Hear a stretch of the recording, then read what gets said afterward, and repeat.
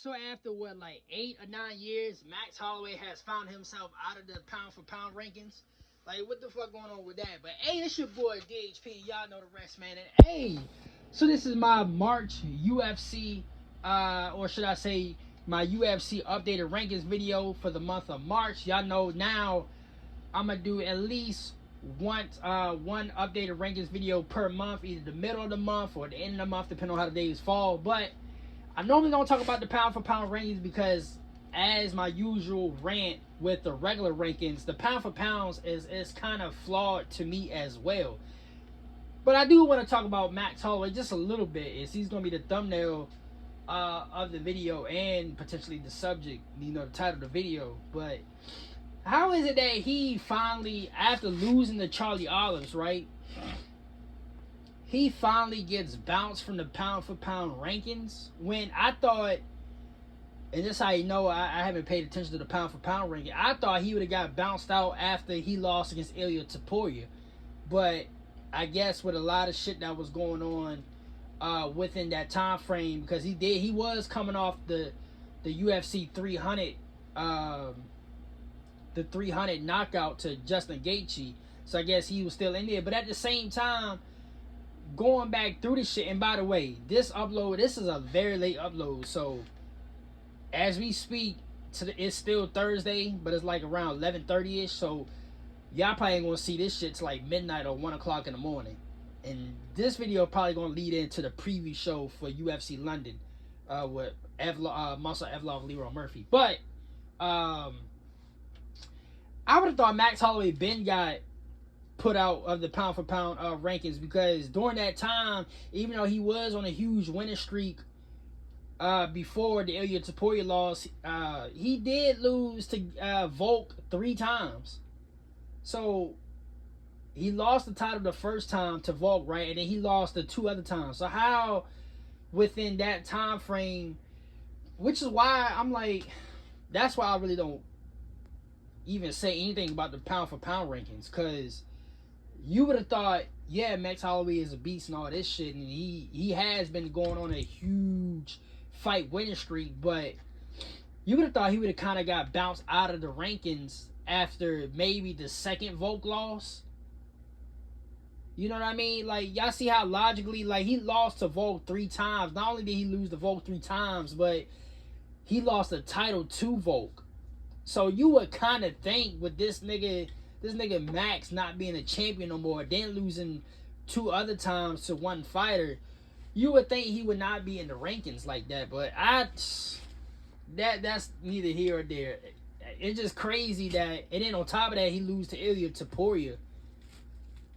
So it's kind of like, it's mind-boggling that now all of a sudden that he lose to Charlie Olives, all of a sudden now that he's bounced outside the pound for pound rankings. That don't make sense to me, because he lost before, but anyway, yeah, and the funny thing is Arman Sayukin has taken his spot in the rankings, in the pound for pound rankings. Then on top of that, right, I'm looking at the shit now, Magomed Ankalaev, Big Ant, he's still ranked number 14th in the pound for pound rankings. And he lost his title back to Alex Pereira, and Magomed hasn't fought since then. And then if you really and then you look at the list, you got JDM at 13. So if you look at the pound for pound right now, Islam is number 1, Ilya Taporia number 2, Cam's at number 3, Volk is number 4, Chama is number 5, 6 is Petroyan, 7 is Tom Aspinall, 8 is Marab, number 9 is Alexandre Pantoja, number 10 is Joshua Van, number 11 is now Charlie Olives, number 12 is DDP, number 13 is JDM, Magomed Ankalaev is 14, and now Arman Sayukin is 15. Like, to be quite honest, the logic in the pound for pound is even more fucked up than the regular rankings. But I ain't gonna rant too much on that. It is what it is with that. That's the pound for pound rankings. This video tonight is probably the first time I even talked about the pound for pound more than like 3 minutes. As I can see on the timer, I'm like 5 minutes into the video. So this is official. It's been updated from the Kevin Verhalio's Josh Emmett fight night. So here we go. So heavyweight, from what I see right here, ain't really no movement at all, to be quite honest. I really don't really expect any movement until like the summertime. But Tom Aspinall still the champ. Obviously, Cyril Gane is number one. Yeah, we definitely want to see some movement because Alex Pereira is coming up and to fight Cyril Gane for the interim. So we definitely going to see some movement during the summertime. Alexander Volkov is number two, which he got a fight matchup with Waldo Cortez Acosta. Sergey Pav is number three. Curtis Blades, number four. Waldo Cortez Acosta, number five. Sergey Spivak, number six. Rivan Knieves is number seven. Number 8 is Marcin Tiberian. Number 9 is Dilu. Number 10 is Antti Dejelia. Number 11 is Taliesin Teixeira. Number 12, Mick Parkin. Number 13 is Shamil Gazib. Number 14 is the Hill Hooker of Death, Walter Walker. And number 15 is Vitor Petrino with his win over Steven Aslad this past card. So yeah, not too much movement going on from, the fights that's being announced. We're really not going to see any movement at heavyweight until like the summertime, or at least after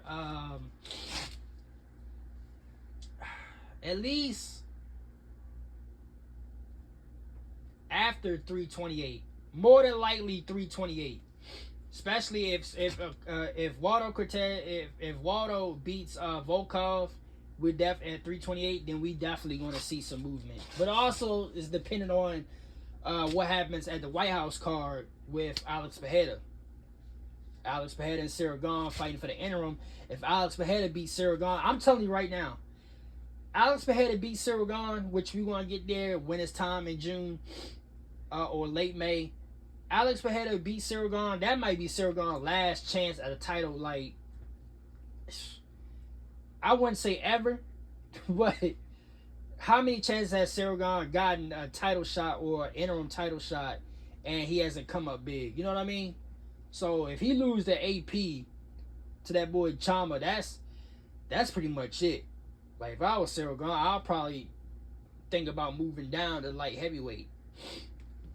But yeah, that's heavyweight. Really, the only person that's new is Vitor Petrino. Light heavyweight. So Alex Pereira, they're gonna have to request. Alex Pereira's gonna have to request to get taken off the light heavyweight rings. But as of right now, because there ain't really too much movement going on, we do have a lot of fight bookings for light heavyweight. So light heavyweight, probably like spring and the summertime for sure. There's gonna be a lot of movement, especially because there's gonna be a new champ come UFC 327 in Miami. But Alex Pereira is still the champ.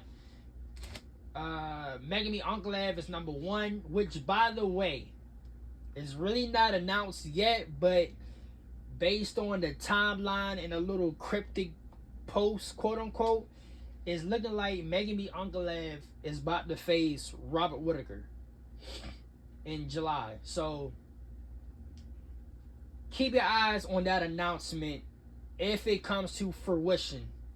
Robert Whittaker, Megami Ankalaev. But Megami Ankalaev is number one. Yuri Prohaska is number two. Number 3 is Carlos Oberg. Number 4 is Khalil Roundtree Jr. Number 5 is Jan Blachowicz. Number 6 is Asmat Merkinov. Number 7 is Jamal Hill. Number 8 is Bodan Guskov. Number 9 is Volkan Ozdemir. Number 10 is Dom Reyes. Number 11 is Alexander Rukic. Number 12 is Johnny Walker. Number 13 is Nikita Krylov. Number 14, Dustin Jacoby. And number 15 is Zhengman Yang. So, I know y'all probably won't call me a hater, but Alonzo Minfield, he's been bounced outside the top 15 with Dustin Jacoby beating Julius Walker. Hey, what is damn cat, boy? So Dustin Jacoby, him winning his last fight, got himself in the top 15. looking at this list right now, there's a lot of we got a lot of fight bookings coming for light heavyweight, so that's pretty good because now we get to see a lot of weight progression. Also, Paulo Costa. Give me 1 second, y'all. Shit, I can't even find my little oh, there you go, my thing for the controller. Paulo Costa is also making his light heavyweight debut. So we got a lot of, there's gonna be a lot of shuffling for sure during the springtime and the summer. Because we got Robert Whitaker coming up to potentially, like I said, be on the lookout for that announcement. Because based on the cryptic post, we're looking like that's gonna be the fight, the move. So we got Robert Whitaker, and then we got Paulo Costa. He's coming up to fight Asmat Merkinov. So if Paulo Costa, more than likely, if Paulo Costa was to beat Asmat, which that is crazy because in the past couple ranking videos, and even when he beat Alexander Rukic, I'm like, this could be the future of light heavyweight. Like, we can see him in a light heavyweight title fight in the near future. If Paulo Costa was able to beat him, that would be crazy. Because now Paulo Costa would definitely put himself in title contention, especially with Alex Pereira leaving light heavyweight to go up to heavyweight. It leaves the door open for anybody, to be quite honest. I think Alex Pereira leaving to go up to heavyweight, definitely leaving the door open for a lot of niggas. Because now we talking about Jan Blachowicz coming back to the picture. And if you look at Jamal Hill, he's going to be out. I'm assuming he's going to be out until next year. We probably won't see him until 2027. If Jamal Hill could come back better than ever, right, and he gets on a 2-fight win streak, he's definitely back in the picture. So Alex Pereira leaving actually leave the door open for any and everybody at light heavyweight. But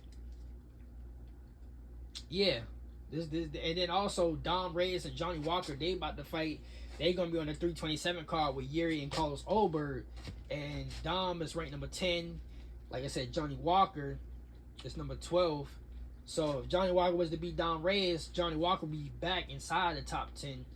Well, not inside, but he would be 10th. They'll just swap. But yeah, light heavyweight is kind of shaping up. Actually, I ain't gonna lie to you, because I like Chama, but him leaving light heavyweight is actually exciting. It's an exciting move because it brings some juice to the heavyweight division, and then also it leaves the door open and is wide open for everybody in light heavyweight. Even though we have the potential to see Yuri just dominate niggas. I mean, even if Yuri just wiped the floor with the top 10 at light heavyweight, we're going to get some exciting fights with Yuri. Like, same with Alex Pereira. You never seen Alex Pereira in a boring fight, other than maybe Megami Uncle 1. Because Alex Pereira was off his game in that fight, and Megami Uncle, he really didn't. He fought Alex Pereira just not to lose that fight. You know what I mean? I enjoyed the fight, but I can see how somebody would say, Silvestre, move. But I can see how somebody say that fight was boring. But yeah, Alex Pereira doing what he's doing right now, it's exciting for both light heavyweight and heavyweight. So that's pretty much it for light heavyweight. We go on to middleweight. Might have a little small rant because I still don't understand. Now, I talked about this last week or 2 weeks ago. I don't understand why Nasruddin Imov is not getting a title shot. And maybe it's on him for not accepting the offer. But him being the second rank, and it goes back to what I was saying, last week, in the videos I made last week. We don't see champions. When you look at not the scoreboard, but the ticker of the fighter's name and the time clock and all that shit, during championship fights, we barely see the champion fight so-and-so, and he has the number 1 next to his name. And that, in prime example, is Nasruddin Imov. But I I could go on and on about the rankings. You know how y'all know how I feel. For those that have been following my videos for a long time, y'all know how I feel about the former champion losing his belt and they automatically go to number one. I feel like at bare minimum, they should be number one, but they need to at least be at least a number 3rd ranked fighter. You know, but for the life of me, I just don't understand why Nasruddin declined this fight. Cause I mean, he's in position. Think about it like this. You finally in position to fight for a title, right? The number 1 ranked fighter in the world, or I just say in the UFC, right? The number 1 ranked fighter in that weight class in the UFC hasn't fought in a while. Also, he just lost his title fight, right? He's not getting an immediate rematch. So, if you was in Nasruddin Imov's situation or shoes where you have fought your way to be the number 2 ranked fighter in that weight class, and you line yourself and you beating everybody you need to beat that was in front of you to get to a title shot, and you don't take the opportunity, and you know how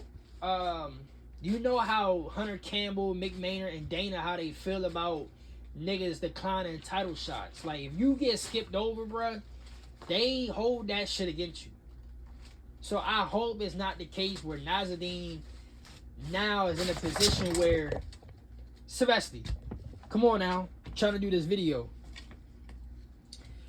I hope Nasruddin don't get put in a situation where now, say like if Khamzat beats Sean Strickland, right?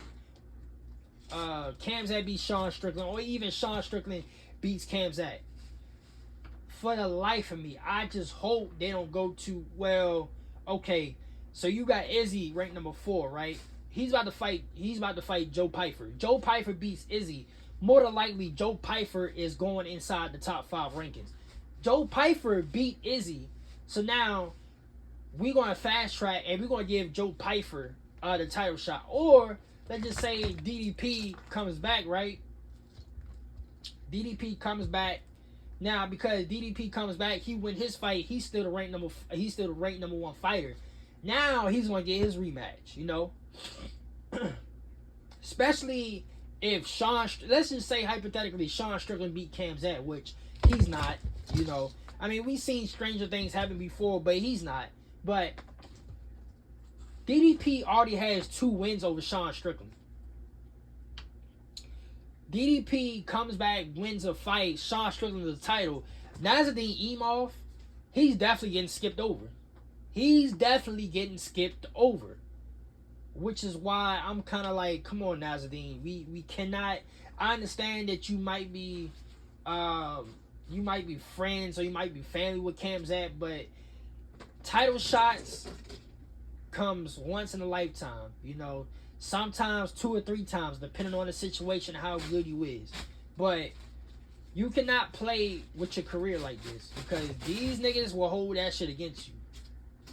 And I already just gave you a scenario where we might see DDP just come back for 1 fight and it automatically gets his rematch at the belt. But Khamzat's the champ. DDP is number 1. Nasruddin number 2. Number 3 is Sean Strickland. Izzy is number 4. K.O. Borrello is number 5. 6 is Brendan Allen. By the way, Brendan Allen got Edmund Shabazian. For the life of me, it goes back to the MVP video I just made on my other platform. I don't understand what the fuck going on with the matchmaking or the direction they going in with this, because Brendan Allen, to be quite honest with you, and it's funny because KO is ranked number 5, Brendan Allen is number 6, and they both recent wins is RDR. Brendan Allen that's who should be fighting DDP. Brendan Allen should have took the fight with DDP. That's the fight that should have been made, for real. But it is what it is, bro. I might just make a whole separate video about the damn matchmaking. Fluffy is number 7. RDR is number 8. Robert Whitaker is number 9. Number 10 is Jared Cannonier. Number 11 is Roman Dolidze. Number 12, which Roman Delite is on this London card. Number 11 is number 11 is Roman Delite. Number 12 is RoboCop. Number 13, Paulo Costa. Number 14 is Joe Pyfer. Number 15 is Bruno Ferreira. So Bruno Ferreira, even with the loss against RoboCop, he keeps his number 15th rank spot, at least for now. But not too much. Middleweight, there's a lot of niggas in middleweight that don't have a fight booking right now, as he just coming off recent fights. But Joe Pyfer, out of anybody in middleweight, Joe Pyfer has the biggest to gain if he was to win this fight, which is Izzy, because Izzy being 4th ranked. So I can see a scenario where Joe Pyfer beats Izzy, Caio Borrello moves up a spot, and then Joe Pyfer is probably going to be the 5th ranked fighter. That's how I see that shit playing out. But that's pretty much it for middleweight. Welterweight, it's pretty much the same for real, other than, and I talked about this on the MVP video I made on my platform about his direction. He was MVP, him beating Jared Cannonier put him inside the top 10 rankings at middleweight, but and in welterweight he was off the rankings. Now all of a sudden he's inside. Not only is he inside the in the rank now, not only is he ranked again, but now he's inside the top 15. So we won't get to it. We won't get to him when I get to his name. But Islam is a champ. JDM is number 1. Ian Machado Gary is number 2. Number 3 is Michael Morales, Spider-Man. Number 4 is Belal Muhammad. Remember the name. Number 5 is Carlos Paredes. Number 6 is Sean Brady. Number 7 is Marty Usman. Number 8 is Leon Edwards. Number 9 is Joaquin Buckley. Number 10 is Gabriel Buffoon. Number 11 is Gilbert Burns. Number 12 is Arusas Medic. Boy, let me tell you, I said it in the review and you know when I got to him. Watch out for this nigga, bro. Arus Medic. Watch out for him, because he within the next year or so we could definitely see him in the top 5. Now here we go. MVP ranked number 13. I don't understand. This is the same shit. It seems like I sound like a broken record with each ranking video, because I just don't understand the logic with these rankings. So he beat Cannonier, gets inside the top 10 in middleweight rankings, becomes unranked at welterweight. Now he has a fight back at welterweight with Sam Patterson this weekend. Now all of a sudden he's back being ranked at welterweight. That just don't make sense to me. Not only ranked, he's 13th. Like, he skipped over Kobe Covington, which I understand. But D-Rod, but he skipped over D-Rod. It's like, oh man, boy. Silvestre, what are you doing? Come on now. Let me finish this video. But that's pretty much it for welterweight. It's not too much movement going on welterweight. We do got a lot of good matchups, even with Belal and Gabriel. Gabriel also, that's gonna be an interesting fight, because Belal, when niggas talking about he's one and done, and that's pretty much it for him, he definitely might be one and done, especially if Gabriel beats him. Yeah, he's definitely one and done. So now we going to lightweight. We got Ilya Taporia. Obviously, him and Justin Gaethje are the champ and the interim champ. They're going to go at it at the White House card. Arman Sayukin is ranked number 2. Charlie Olives is still number 3. Max Holloway is number 4. BSD is number 5. Number 6 is Paddy Pimblett. Number 7 is Dan Hooker. Number 8 is Mateusz Gamrot. Number 9, with that, you know, like the last, did I do a rankings video for February? I believe I did. Mauricio is number 9. Number 10 is Rafael Fazid. Number 11 is Renato Moicano. Benil Dariush. Number 12. Number 13 is Michael Chandler. Number 14 is Manuel Torres. And number 15 is Faris Ziem. As always, I always say, lightweight, there's going to be a lot of movement between the 10th rank and the 15th rank and the unranked. Because there's what I always say, there's a lot of killers at lightweight that's not even ranked. So this time around, you know, Fares ZM and Manuel Torres has taken the 14th and 15th spot.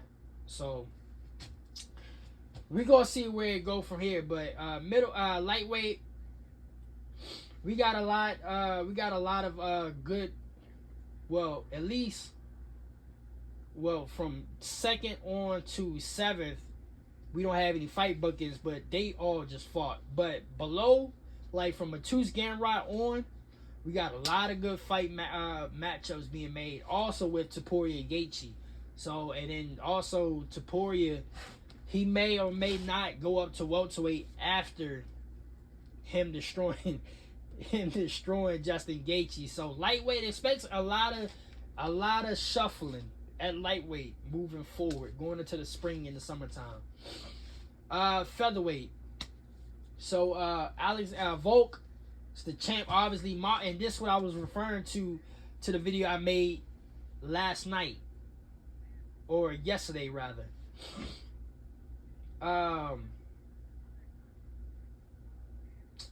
Marcel Evlov being ranked number 1, especially if he beats Leroy Murphy. Because, as a matter of fact, and I'm looking at it now, because Marcel is ranked number 1, Leroy Murphy is number 3. This has to be, I'll repeat, to piggyback off the video I made last. Leroy Murphy and Marcel Evlov, the winner of that has to face Volk for the title. There should be no reason why anybody else should skip, or jump them, or skip the line over them. There should be no reason for that. We got the number 1 ranked fighter, Marcel Evlov, and Leroy Murphy, who's ranked number 3. They're both fighting each other this weekend. So whoever wins got to be the next challenger for the title. But Marcel is number 1. Like I said, Diego Lopez is still number 2. Leroy Murphy is number 3. Like I said, Yair Rodriguez number 4. Number 5 is Aljo. Number 6 is Gene Silva. Number 7 is Youssef Zalal. Number 8 is Arnold Allen. Number 9 is Steve Garcia.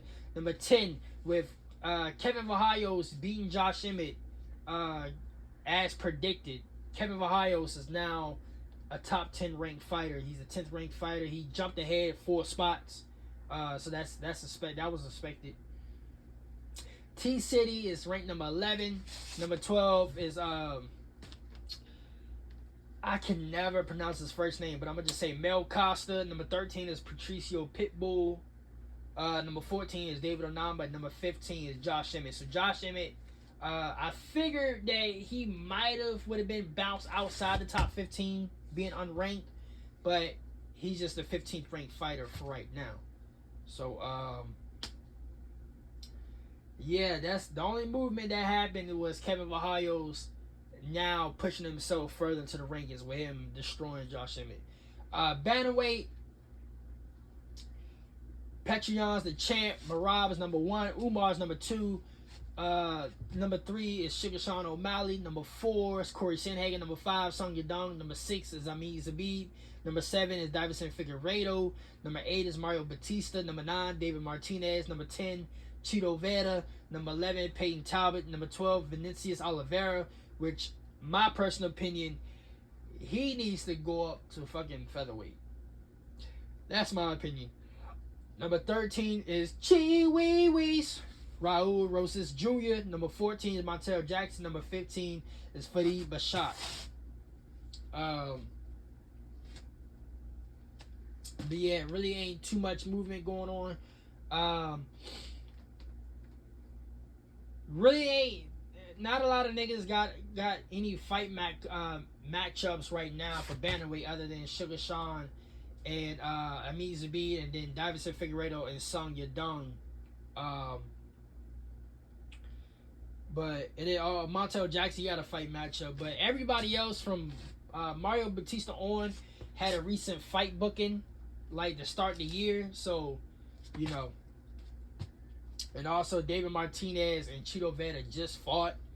So it's pretty much like the top 5 that's gonna fight towards, you know, this middle part of the year. So really I wouldn't expect to see too many changes with bantamweight to maybe after the White House card or leading up to the White House card.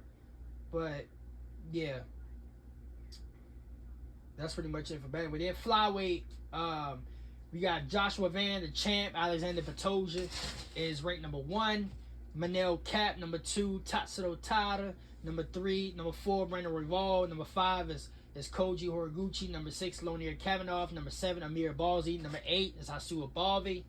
Number 9 is Brandon Moreno. Number 10, Alex Perez. Number 11, Tim Elliott. Number 12, Steve Erzad. Number 13, Charles Johnson, which that was much needed for him to beat Bruno. Number 14 is Tagir Abolkanov, and number 15 is Bruno. So, ain't really too much moving going on the flyweight, but Charles Johnson beating Bruno. Now Charles Johnson, he only went ahead one spot. So instead of being 14th, he's 13th. But other than that, you know, a lot of niggas, you know, they just fought. And then also flyweight, there's a couple other fights that need to be made for flyweight going forward. But flyweight, just like half of the weight classes, pretty much the theme of the shit right now is not too many more.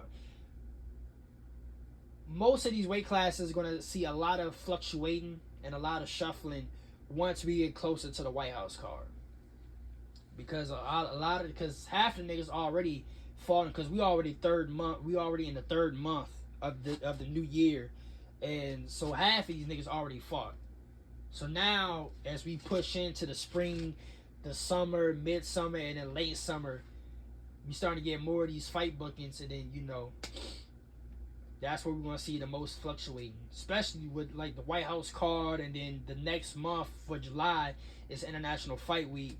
So a lot of fights, you know what I mean? So, but yeah, that's it for March. That's it for March, and it's exactly 12 o'clock right now. So, yeah, y'all probably won't get this video till like 12:30, 1 o'clock at night. That's pretty much it for the rankings, you know. Small little rant about Max Holloway in the beginning of the video, because I don't understand the logic. But other than that, I mean, the rankings is pretty solid right now. But anyway, this is it for the March, the updated rankings for March. Until my next video, which is the preview show, I'll holler at y'all later, man.